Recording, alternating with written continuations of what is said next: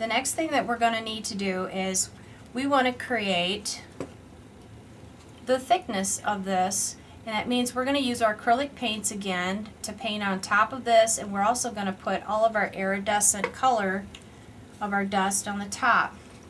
So we're going to go back and we're going to use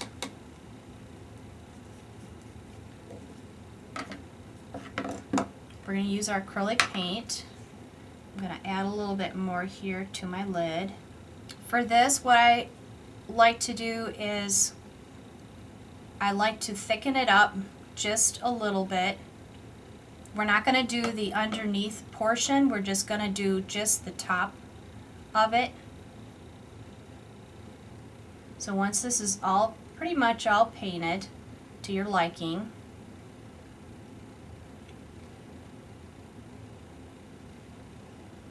pretty much like this, put this back in the water.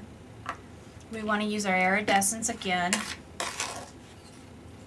We want to sprinkle as much as you can all over on it.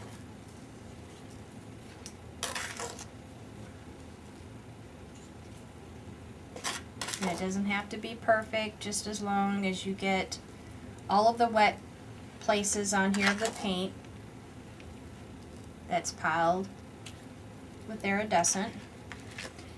So now what we're going to do is we're going to set this aside.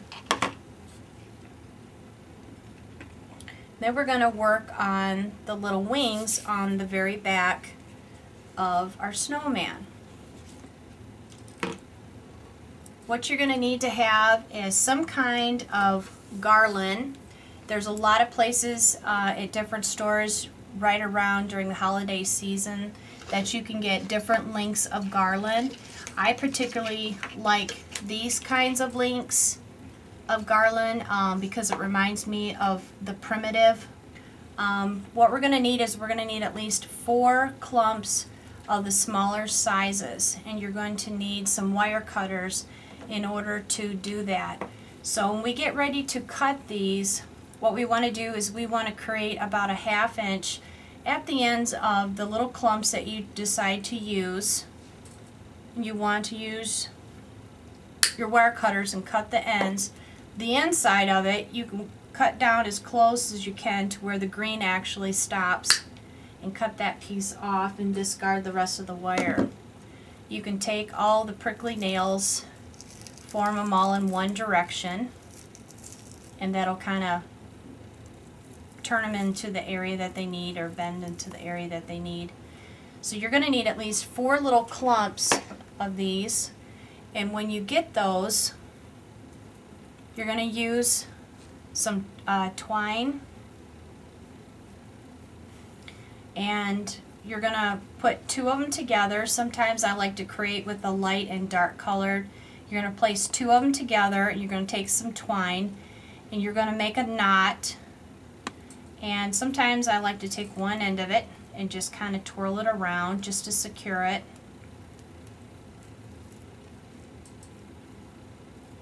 And to go back and add another knot.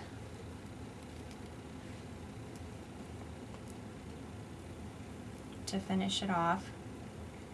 You're going to need to make 2 clumps of these. And then we're going to cut the ends. Once you have the 2 clumps made, you want to place them together. And we're going to use more twine, and then you're just going to tie them together. They look a little strange at this point, but don't worry about it, because this back part of it, we're going to have 2 smaller size pine cones that are going to cover those up. So we've got 2 ends that are left over from our 2 bunches, and I'm going to tie this off. Tie this in a knot.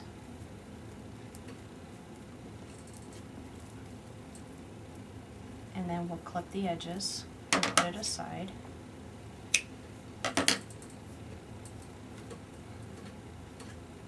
And then here we have the back part of what we need for the snowman.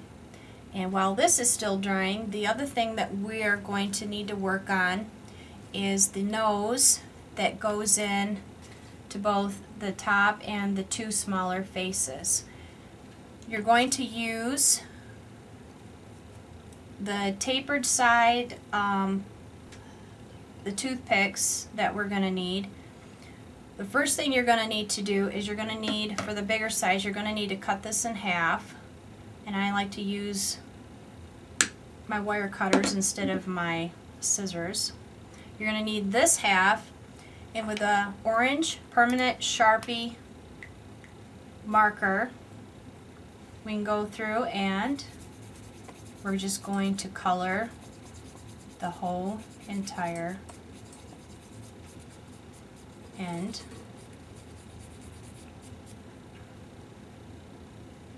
And the reason I like to color the snipped off part of it, it's because that way when I get ready to place it into the nose, I know that I don't have any uncolored spaces, so I just bring it right to the very end for that.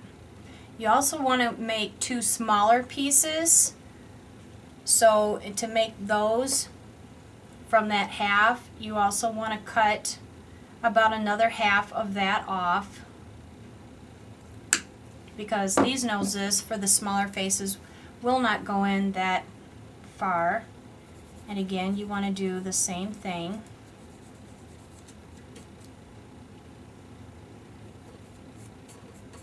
Until you actually have two of those.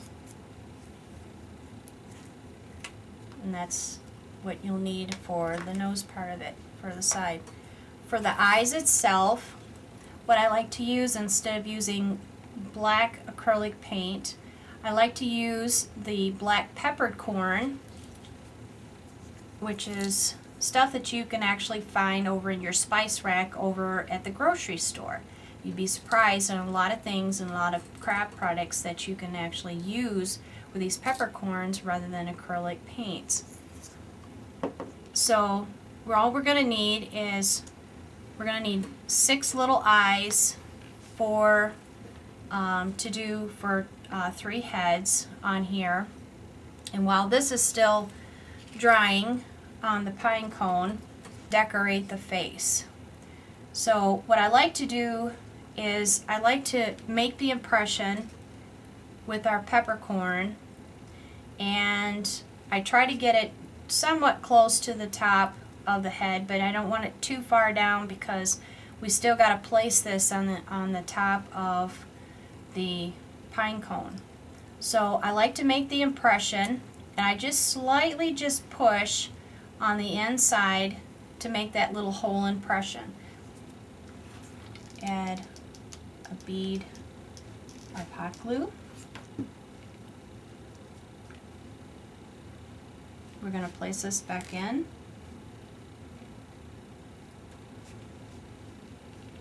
And push this in. Just like that. Then with the nose that we have,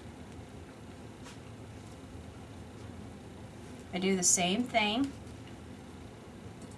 I figure pretty much about where I want to place my nose, just slightly make the imprint. I add just a little bit of hot glue. We don't want to add too much because we don't want to have it build up on the outside. And we press that all the way in. We don't need to put it in too far, but we want to have just a little bit of a distance on the inside to create the nose. With the mouth, I do like to use the acrylic paint, and I'll use a narrow brush.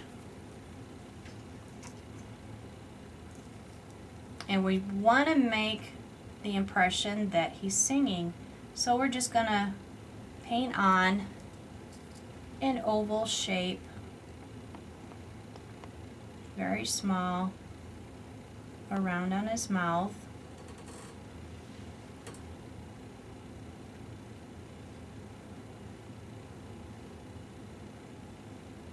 There we go.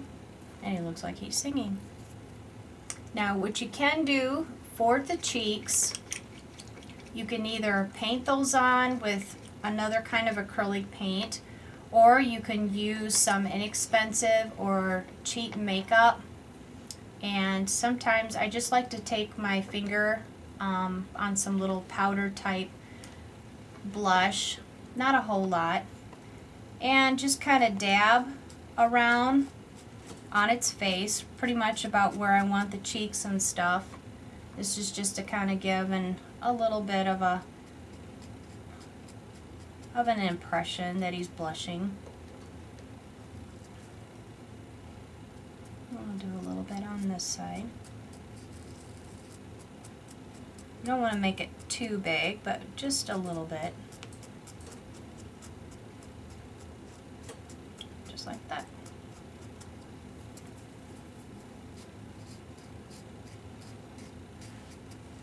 So there we have on your face. The next thing that we're going to need to make is we're going to need to make the halo. And for the halo, you can use these wire pine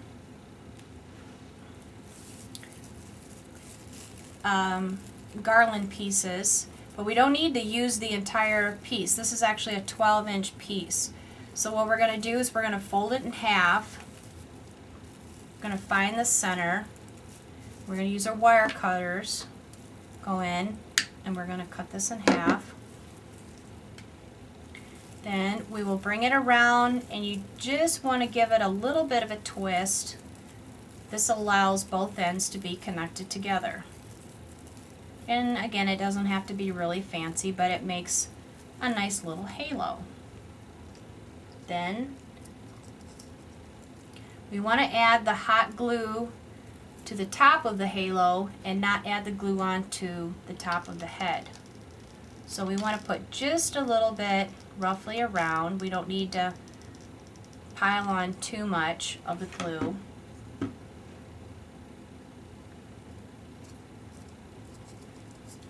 And we want to place the halo pretty much right around on the head, just like this. And you can always decorate, you can always add all different kinds of little beads or other kinds of greenery if you wish. What I like to use are the tiny decorative Christmas pom-poms up on top. And I have 2 of these, which I actually should have had 3, but 2 are fine. We're going to place a little bit of hot glue, and we just place it on the very top, on top of the halo itself. We're going to do the same thing on the back side. This is just to add just a little bit of character to it.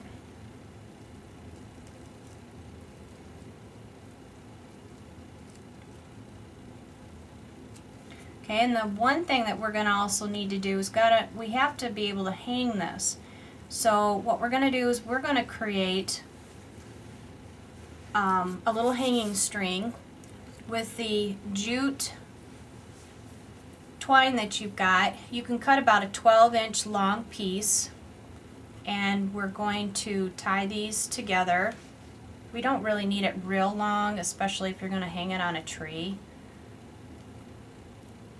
We're going to just tie it together, make a knot at the bottom.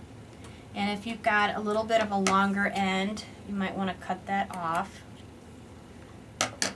Then in the top with a pencil, try to find roughly about the middle and then poke a hole. Not too deep, but it's enough to where you're going to be able to fill this full of hot glue.